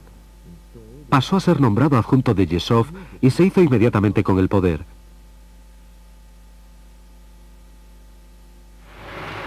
El 9 de diciembre de 1938, la prensa anunció su nombramiento como jefe de la NKVD.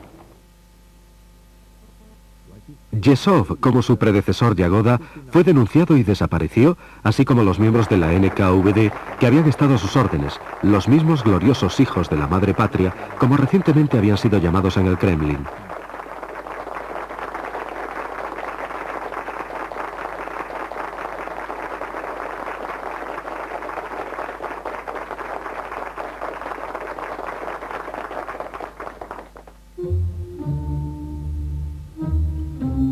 Beria anunció un clima político más templado. Varias docenas de prisioneros del Gulag fueron liberados, entre ellos Konstantin Rokossovsky, Andrei Tupolev y Lev Landau. Pero nuevos prisioneros ocuparon su lugar.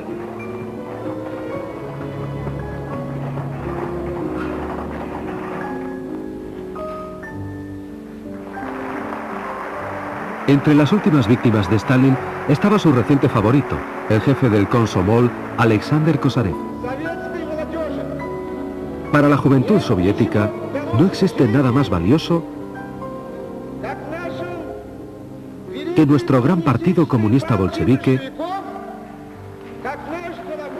y nuestro querido camarada Stalin.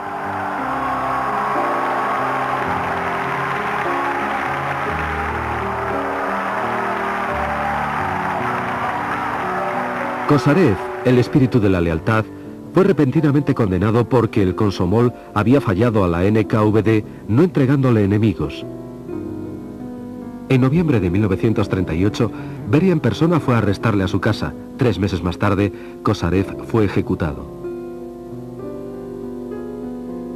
Entre las víctimas de Beria se incluyeron el director de teatro Vsevolod Meyerhold, acusado de apoyar a Trotsky y de espionaje a favor de 4 naciones. Nunca volvió de la prisión.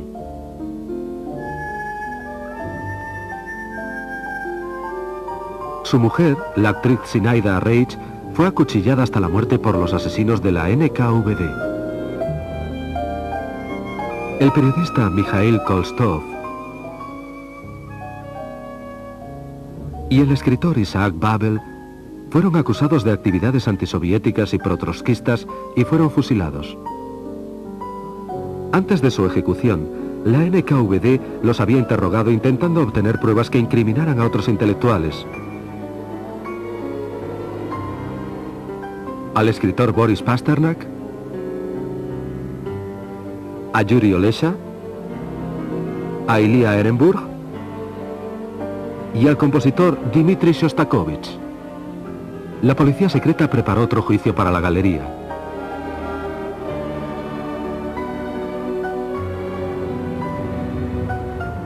El clima político más templado de Beria no acabó con las torturas de los prisioneros.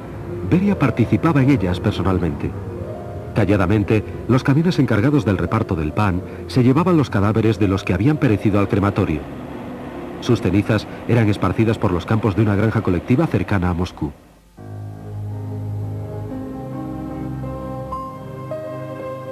En 1940, Beria supervisó personalmente la operación para asesinar a Trotsky, el enemigo más odiado de Stalin. La NKVD reclutó a Ramón Mercader. El español golpeó a Trotsky en la cabeza con un pico de montaña en su estudio de la Ciudad de México. El 21 de agosto, Trotsky murió.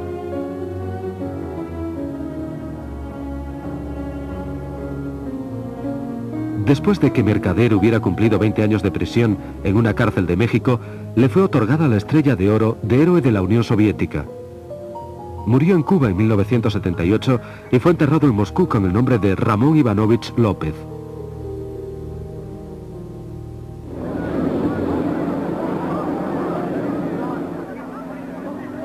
En agosto de 1940, la NKVD comenzó a purgar a los estados bálticos recientemente anexionados, Estonia, Letonia y Lituania. En octubre, todos los sospechosos de albergar sentimientos antisoviéticos fueron exiliados. Otros más le siguieron en 1941 y de nuevo otra vez en 1944. En total, más de 700.000 personas.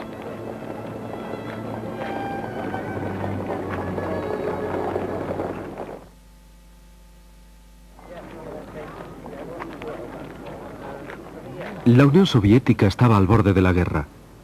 El servicio secreto militar era el área de responsabilidad del comisario de defensa Semyon Timoshenko, pero era Beria quien tenía la información más actualizada sobre la próxima invasión nazi. Él y Stalin fueron los responsables de la catástrofe militar de 1941. Stalin rehusó enterarse de los planes de ataque de Hitler y Beria ignoró intencionadamente la evidencia que en aquellos días iba en aumento. Incluso pocas horas antes del asalto nazi, Beria se quejaba ante Stalin de que los espías estaban tratando de sembrar el pánico.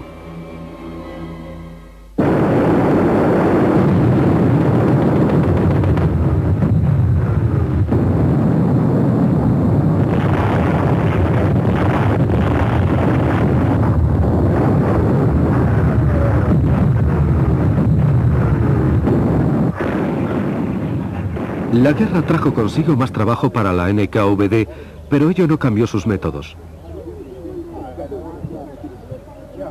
Inmediatamente después del comienzo de la guerra, los trenes empezaron a transportar prisioneros al Gulag. Sus delitos eran diferentes esta vez: crear pánico mediante rumores, no haber entregado receptores de radio ni sus piezas, etc.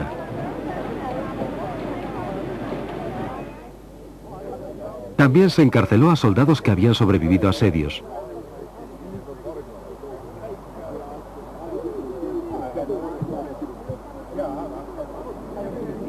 Civiles de territorios ocupados y a los que habían sido prisioneros de guerra de los alemanes.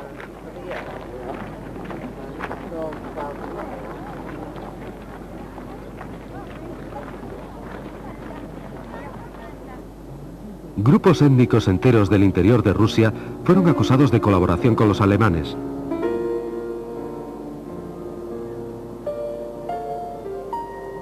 Rusos de procedencia alemana, calmucos, chechenos y otros fueron realojados en las estepas de Siberia, Kazajstán y en el lejano norte.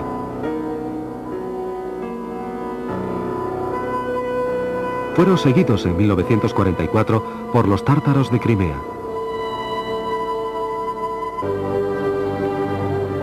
Justo en la retaguardia, la NKVD creó pelotones de fusilamiento, el Smersh, con autoridad ilimitada para ejecutar a los traidores, desertores y a cualquiera que retrocediera ante el enemigo.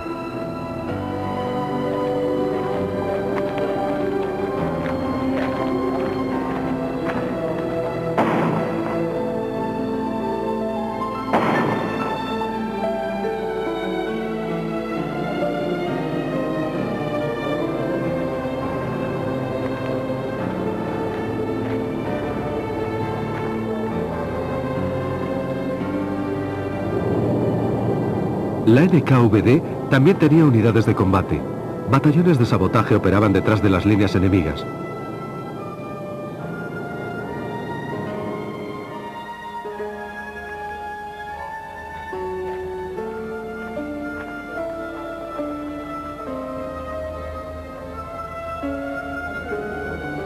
La NKVD dirigía grupos de resistencia y unidades de guerrilla en los territorios ocupados por el enemigo.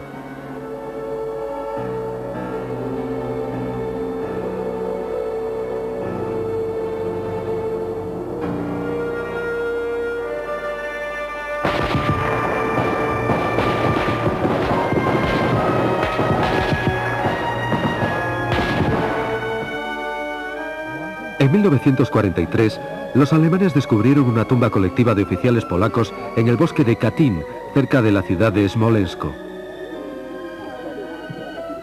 Se responsabilizó a la NKVD.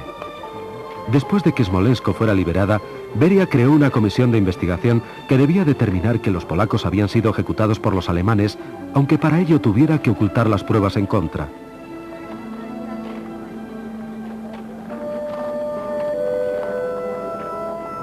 En aquellos momentos, los aliados occidentales no deseaban poner en peligro sus relaciones con la Unión Soviética y pasaron por alto el caso.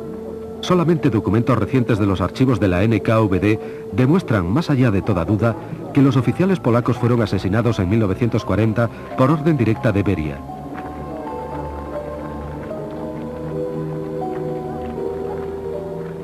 También ordenó ejecuciones de prisioneros polacos en los campos de concentración cercanos a Kalinin y Kharkov.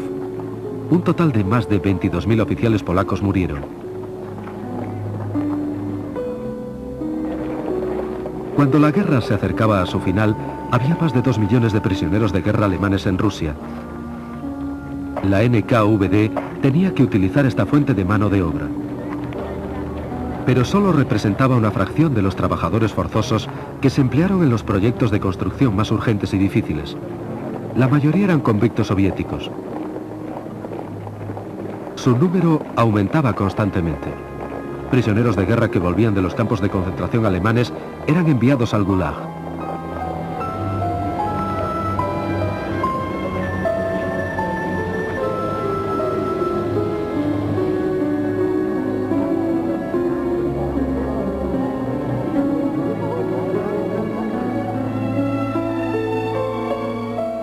Stalin dirigía a Beria y a sus oficiales. A Beria se le concedió las órdenes de Lenin y de la Bandera Roja. Por el realojamiento de las naciones del Cáucaso y de Crimea, recibió la mayor recompensa de un jefe militar, la Orden de Suvorov. También fue nombrado héroe del trabajo socialista.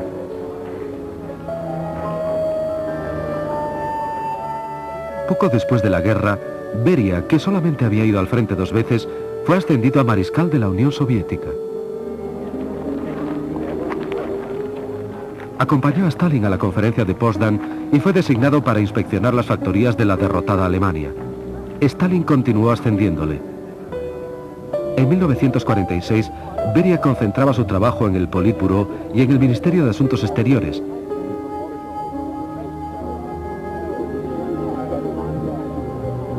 Al mismo tiempo, encabezaba el Ministerio de la Seguridad del Estado. Se le encomendó supervisar la investigación nuclear.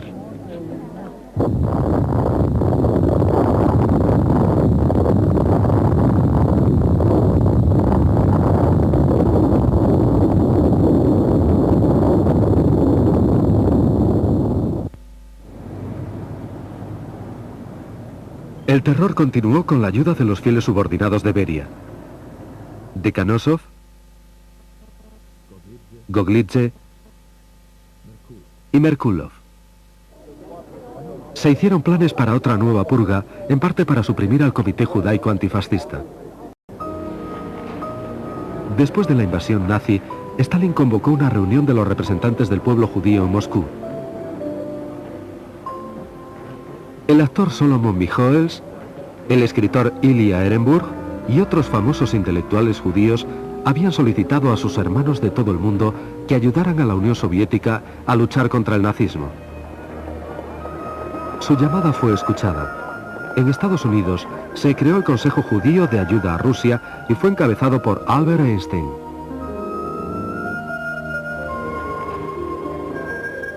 Después de la guerra el comité ya no era necesario. En enero de 1948, su presidente Solomon Michoels fue enviado a Minsk para supervisar unas actuaciones teatrales. Iba acompañado por un experto en arte de la NKVD.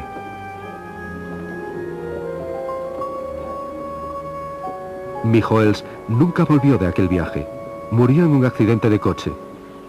Muchos otros miembros del comité fueron arrestados. Algunos murieron durante los siguientes 3 años de interrogatorios. El resto fueron ejecutados en 1952. En los últimos años 40, Beria se preparaba para ampliar su poder. Pero sus propósitos se vieron dificultados cuando su más íntimo aliado, Georgi Malenkov, perdió su puesto de secretario del Poder Central al tiempo que el favor de Stalin. En su lugar, fue ascendido Andrei Sedanov, que era el principal oponente de Beria. Con él, su ala política obtuvo puestos clave. Pero en 1948, Sedanov murió súbitamente y Malenkov volvió a su antiguo puesto. Juntos, Beria y Malenkov podían controlar a todos los miembros del partido y de esta manera dominar el país entero. Solamente Stalin tenía un poder mayor aún. Pero el 1 de marzo de 1953 sufrió un ataque al corazón y murió poco después en su dacha.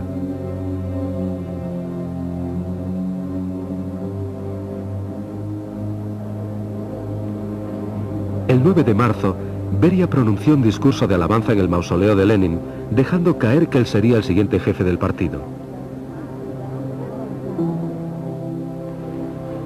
Beria intentó consolidar su poder. Nombró a Malenkov presidente del Consejo de Ministros. A una sugerencia suya, el personal de la seguridad del Estado y la policía fueron unificados bajo el mando del Ministerio de Asuntos Exteriores, dirigido por Beria. Beria planeaba eliminar a sus rivales de élite del partido: Molotov, Voroshilov, Kaganovich, Mikoyan, Bulganin y Khrushchev, y secretamente puso a sus hombres en alerta.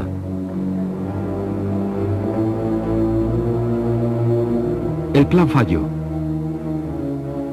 Dos diputados de Beria, Sergei Kruglov e Iván Serov, le traicionaron e informaron a Nikita Khrushchev del golpe que se preparaba.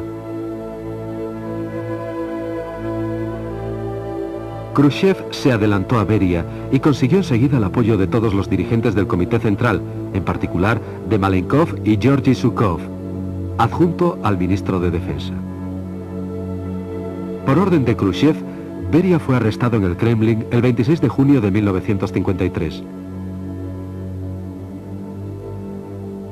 Medio año más tarde, fue ejecutado.